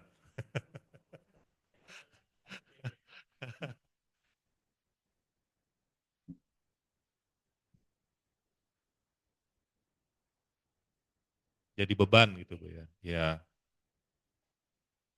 Ya. Jadi memang betul, betul. Jadi ya. Ya itu Pak, Hasan Awa, 1MDB itu kan karena korup ya, karena korupsi. Ya makanya memang beratnya di situ. Kalau saya bahkan nih, kalau saya apes-apesnya nih, kalau misalnya bisa mengulang waktu, saya mendingan presidennya Lee Kuan Yew Pak. Beneran Pak, kalau kebetulan saya menokohkan beliau ya, salah satunya ya, yang melakukan transformasi walaupun agak diktator, tapi proses buat kemajuannya itu terukur dan ada ini, ada jalannya. Saya bukannya tidak begitu setuju dengan Pak Harto. Pak Harto itu dulu pada awal-awal Repelita itu ada rencananya tuh luar biasa loh Pak. Jadi ada tahapan di mana kita melakukan substitusi impor. Nah, tapi somehow kok tiba-tiba kita melakukan industri berorientasi ekspor. Nah, itu udah lain lagi tuh ceritanya tuh. Padahal pasar Indonesia ini jangan lupa penduduknya nomor 4 terbesar di dunia sampai detik ini. Jadi itu luar biasa. Ini jadi panjang nih, nggak pulang-pulang ntar. Gak apa ya. Oke. Oke, oke. Apa? Yang mana lagi?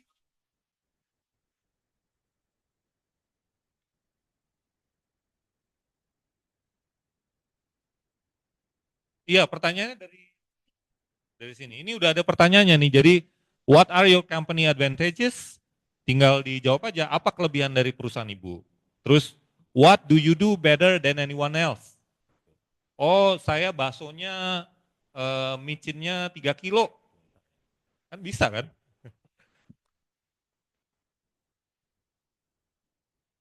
Ini tadi absen ya. Oke. Bentar ya.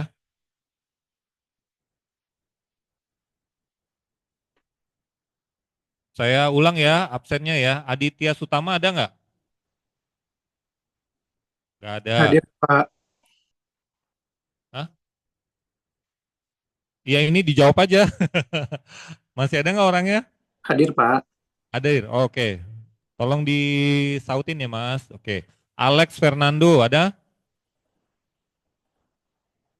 Oke. Alika Safira? Oke. Andi Ardianto tadi ada ya? Hadir Pak. Antonius ada? Eni? Oh Ibu ya. Faisal Heswara? Hadir Pak. Hadir, oke. Vanjili Mamonto. Tadi ada ya. Gufron tadi nggak ada ya? Oh, Gufron Bapak, maaf ya Pak, maaf. Baju biru Pak. Ya, maaf Pak Dirut. Gulfi ada nggak Gulfi? Hadir Pak, hadir. Online. Oke. Hamam, nggak ada ya? Hadir Pak. Hah? Hamam ada? Hadir Pak. Oh ada. Hilmi. Hadir Pak. Imam Yumarsa. Oke. Banyak juga ya ini. Irfan ada? Hadir online Pak. Ada. Oke. Isnendi Yakub. Oke. Jacqueline. Kevin Rafani. Oke. Muhammad Afra. Hadir Pak. Muhammad Rizky. Hadir Pak. Muhammad Safik. Hadir Pak. Regita. Renaldo. Ada. Retno. Hadir. Ya. Ricky. Oke. Syahrul Syam. Hadir Pak. Oke. Teguh Widodo. Tadi ada ya? Yudi. Nggak ada Hadir ya? Pak. Hadir. Oh, maaf. Ini udah semua ya, simpan. Harap mengisi yang bertanda bintang.